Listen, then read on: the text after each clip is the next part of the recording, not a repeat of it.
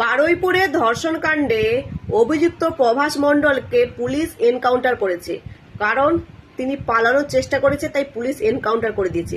যেই প্রভাস মণ্ডলকে প্রথম দেখতে পাওয়া যায়, নাবালিকার ডেড বডি কোথায় আছে সে জানতো, সেই প্রথম চিহ্নিতকরণ করে দেয় যে পুকুরের মধ্যে পাওয়া গেছে।